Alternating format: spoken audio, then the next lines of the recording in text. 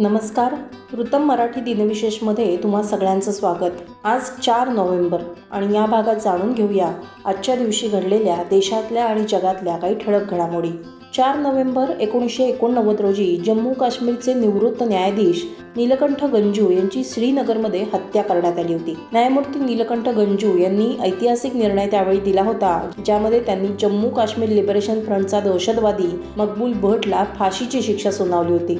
मकबूल भट्टला 1984 मध्ये भारत विरोधी कारवाया आणि दहशतवादाच्या आरोपाखाली दोषी ठरवण्यात आलं होतं आणि त्याच आधारावर त्याला फाशी देण्यात आली होती.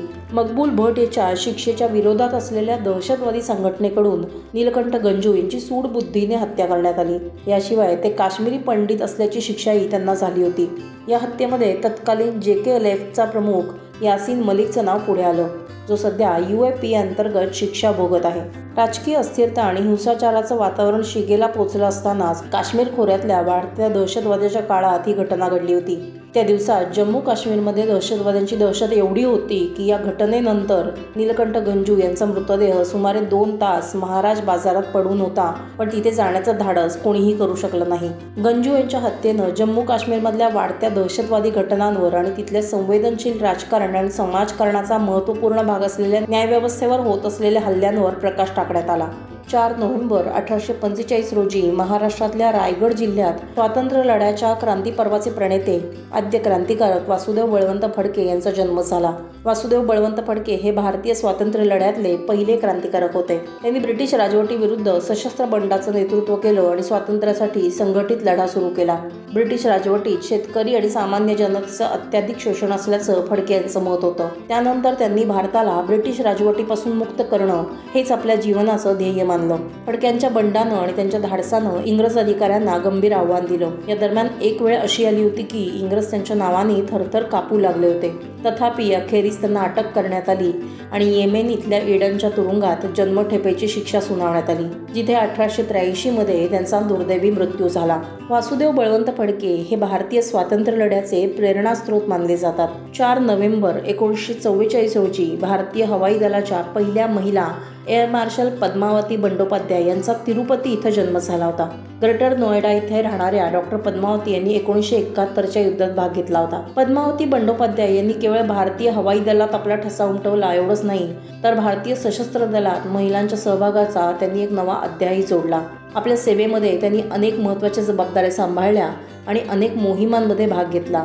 वायुसेवेतल्या त्यांच्या योगदानामुळे त्यांना विशिष्ट सेवा पदक आणि अतिविशिष्ट सेवा पदकानं सन्मानित करण्यात आलं होतं.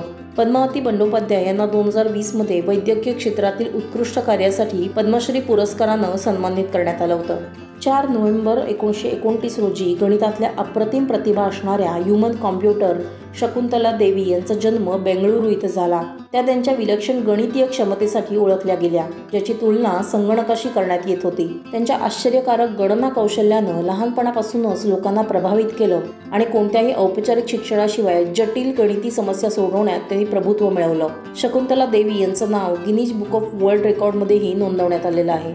त्यांनी 1980 मध्ये लंडनच्या इम्पिरियल कॉलेजमध्ये केवळ 28 सेकंदात 2 13 अंकी संख्यांचा गुणाकार केला होता. शकुंतला देवी यांच्या योगदानामुळे गणित केवळ सोपं आणि मनोरंजक बनलं नाही, तर त्यांची गणितीय प्रतिभा ही जगभरात ओळखली गेली आणि नावाजली गेली. त्यांचं नाव आजही गणिताच्या क्षेत्रातल्या प्रेरणास्त्रोत म्हणून घेतलं जातं. 4 नोव्हेंबर 1970 रोजी लखनौ घराण्याचे महान कथ्थक नर्तक शंभू महाराज यांचं निधन झालं.